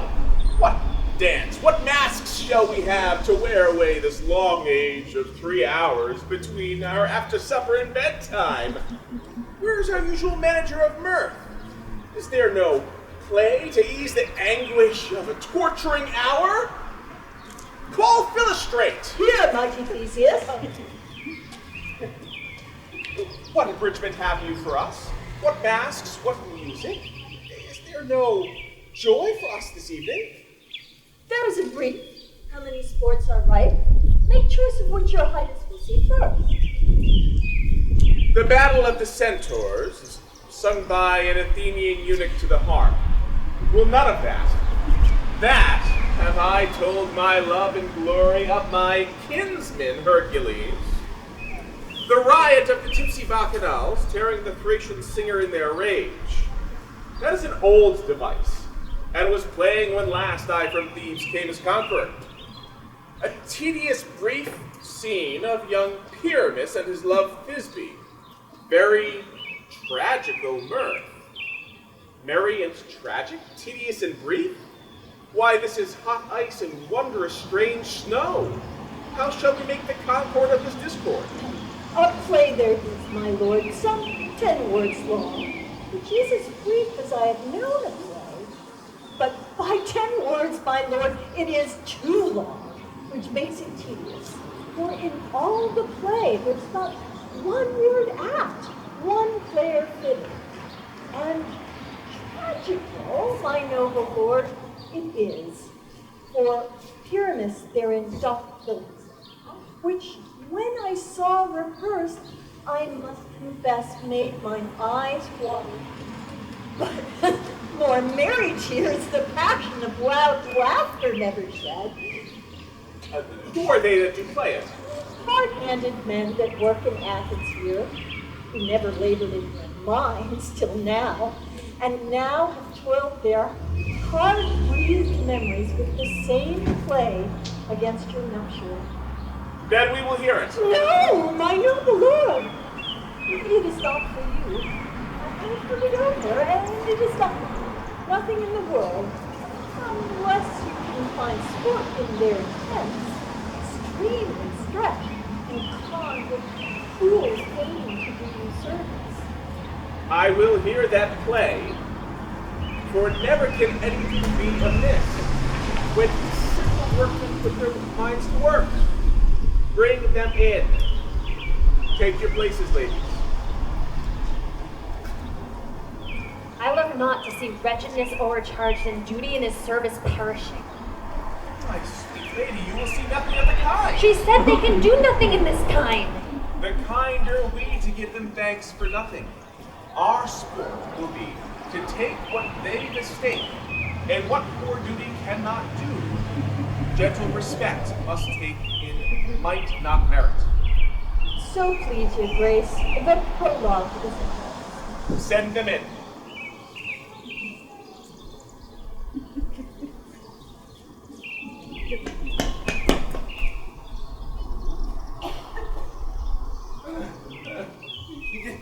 If we offend, it is with our goodwill.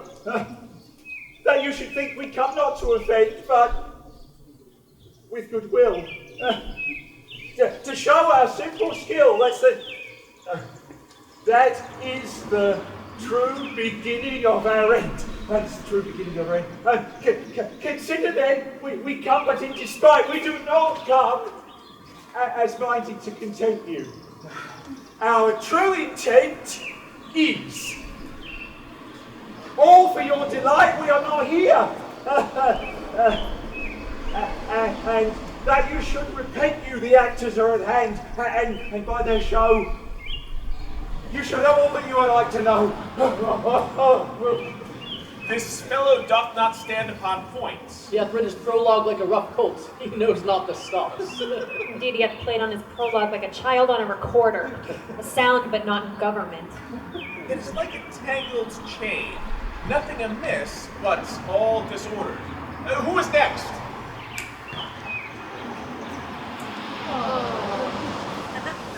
Gentles, perchance you wonder at this show, but wonder on till truth make all things plain. This man is Pyramus, if you will know.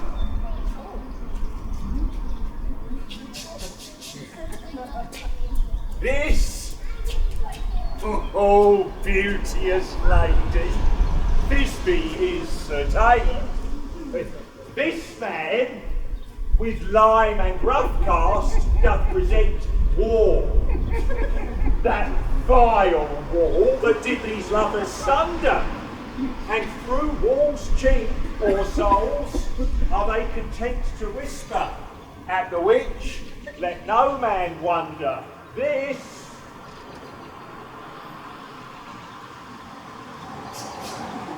man, with a lantern, dog, and bush of thorn, presenteth moonshine. For if you will know, by moonshine did these lovers think no scorn to meet at Ninus too. There to woo. Woo! This grisly beast, which Lion hight by name, the trusty Thisbe coming first by night, did scare away, or rather did affright.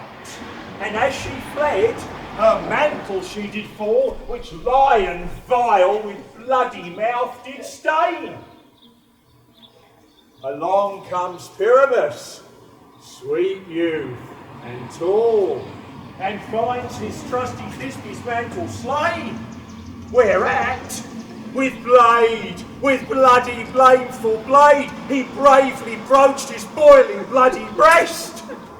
And Thisbe, tarrying in mulberry shade, his dagger drew and died. For all the rest, let lion, moonshine, wall, and lovers twain at large discourse, while here they do remain.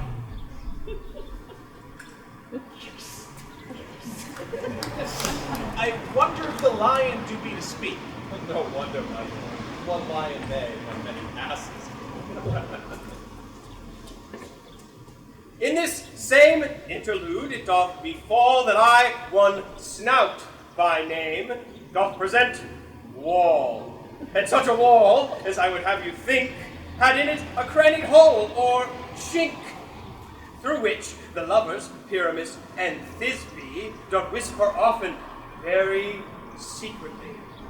And this loam, this rough cast, and this stone doth show that I am that same wall. The truth is so, and this, the cranny, right and sinister, through which the fearful lovers often did whisper. Would you desire Lyman Hair to speak better? It is the wittiest partition that ever heard discourse. Silence! Pyramus approaches. Oh, grim look night!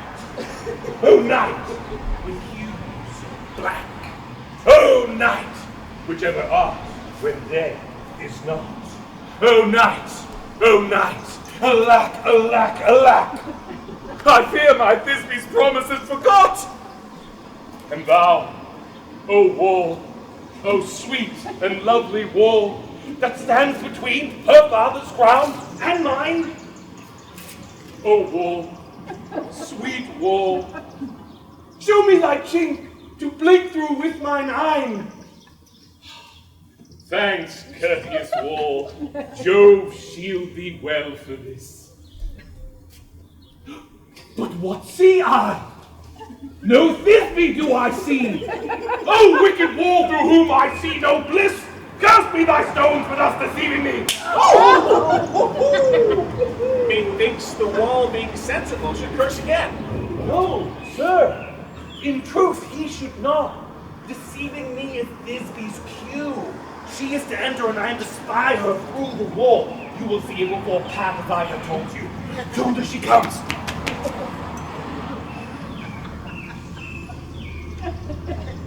How often hast thou heard my songs for parting my fair Pyramus and me.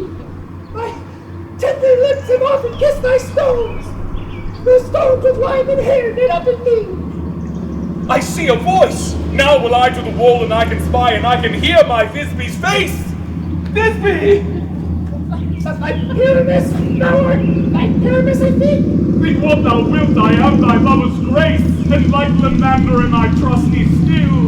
And I like Helen till the fates be killed. Not Shafalus the Procris was so true. As Shafalus the Procris, I to you. Oh, kiss me through the hole of this vile wall.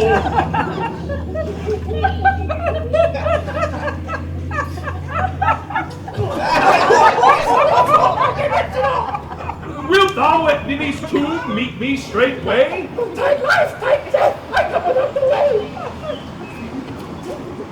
Was I, Wall, that my part discharged so, that I, Wall, wake up.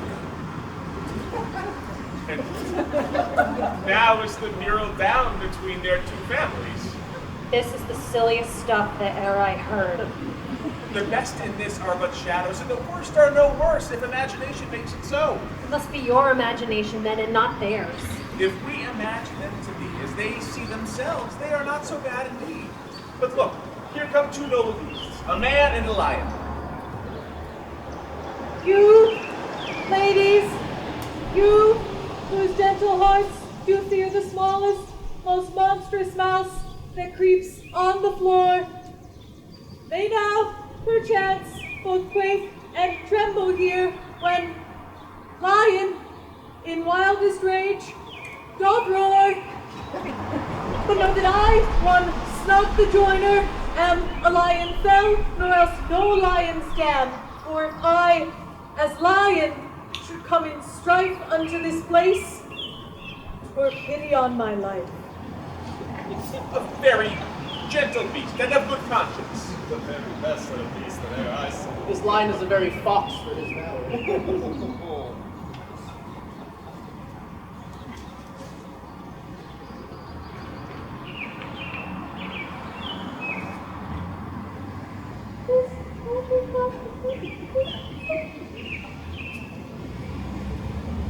This lantern doth the hoary moon present. He should have worn the horns on his head. It is not a crescent moon. The horns are hidden in the circumference. This lantern doth the hoary moon present. And I, the man in the moon, seem to... Oh, this is the greatest mistake of all the rest. The man should be in the lantern. How else is it to be the man in the moon? People weary of this moon. Would he would change!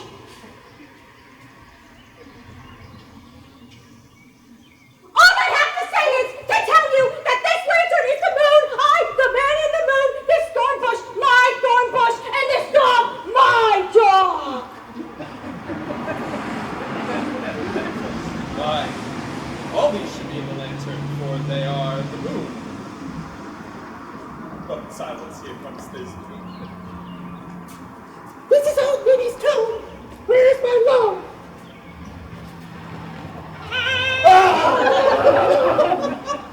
Well roared, lion. Well run, Thisbe. Well shown, moon. Truly the moon shines with a good grace. Well moused, lion. When then came Pyramus? No, and so the lion vanished. Sweet moon, I thank thee for thy sunny beams. I thank thee, moon, for shining now so bright.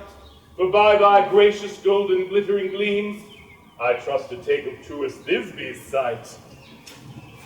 But stay, oh, spite! But my poor knight, what dreadful dole is here? Eyes, do you see? How can it be? Oh, dainty duck, oh dear! Thy mantle good! What? Stay with good? Approach ye, furies fell! Come, thread and thrum! Quail, crush, conclude, and quell! His passion, or the death of a near friend, would go near to make a man look sad. Shrew my heart, but I pity the man. Oh, wherefore did nature thou lions frame? This lion vile hath here deflowered my dear, which is, no,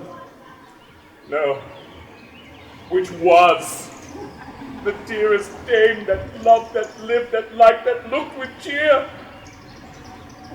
Come, tears confound. Out, sword and wound, the pap of Pyramus. I that left pap where heart doth hop. Thus die I. Thus.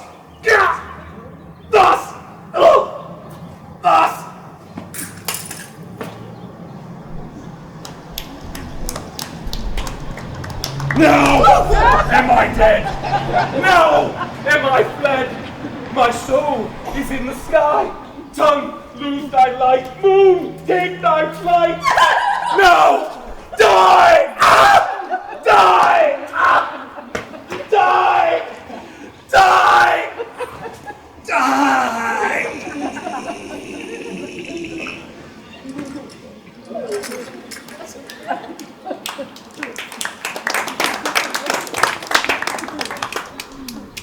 How chance Moonshine is gone before Thisbe comes back to find her lover?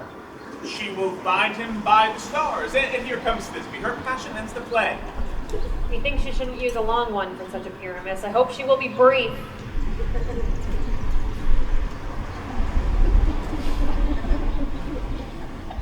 Asleep, my love. What? Dead? My dove! The Pyramus! Pyramus, arise! Speak! Speak! My son. Dead. Dead. The tomb must cover thy sweet eyes. These lily lips, this cherry nose, these yellow pastel cheeks. We're gone. We're gone. Brothers, make moan. His eyes were green as leeks. Oh, sisters three, come to me with hands as pale as milk. Lay them in gore, for you're sure with shears as thread of silk. Oh, not a word.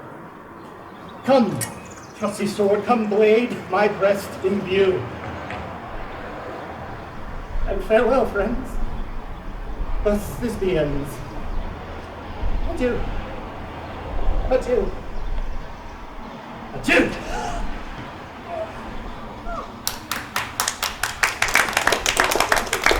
And ride in Moonshine are left to bury the dead.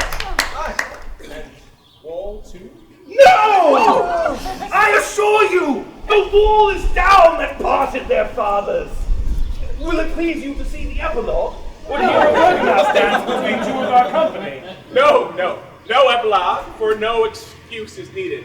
Never excuse, for when the players are all dead, there are none to be blamed. Now, if the writer had played Pyramus and hung himself with Thisbe's garter, that would have been a very fine tragedy. And so it is. And very notably discharged.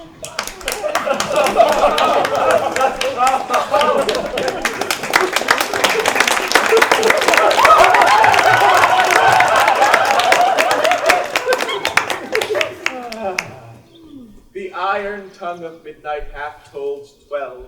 Lovers to bed, it is almost fairy time. I fear we shall outsleep the coming morn, as this night we have overwatched. That palpable gross play did beguile these late hours. For a fortnight we will hold these solemnities with new entertainment and new jollity. Come, Hippolyta. Now it is the time of night that the graves all gaping wide, everyone lets forth its sprite through the churchway paths to glide. And we fairies that do run by the triple Hecate scene, following like the sun in the presence of a dream now are prone. Not a mouse shall disturb this hallowed house. I've been sent with broom before to sweep the dust behind the door.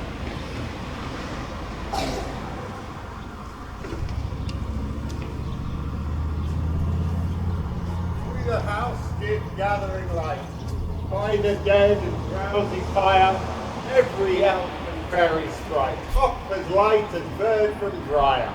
And this ditty after me, dance and sing it senselessly. First rehearse the song by rote, to every word a warbling note. Hand in hand with fairy grace, we shall sing and bless this place. Now until the break of day, through this house each fairy stray. To the best bright bed will we, which by us shall blessed be. And the issue there create, ever shall be fortunate. So now all the couples three, ever true in loving me. With this field do consecrate, every fairy take his gate, and each several chamber bless, through the palace with sweet peace, and the owner of it bless, ever shall in safety rest. Trip away, make no stay, be by the break of day.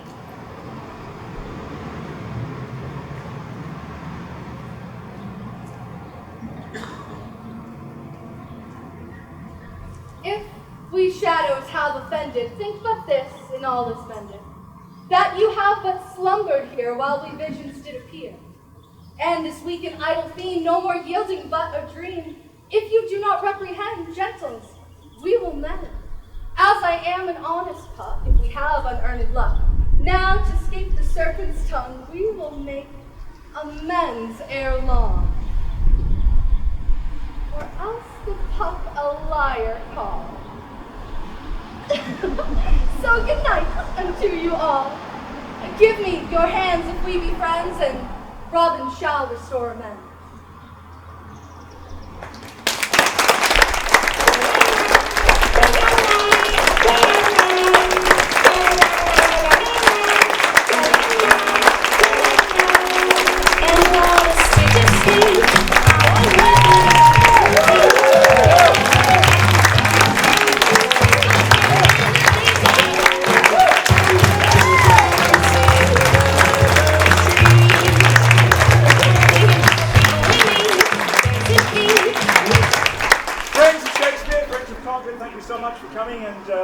Watching our little show.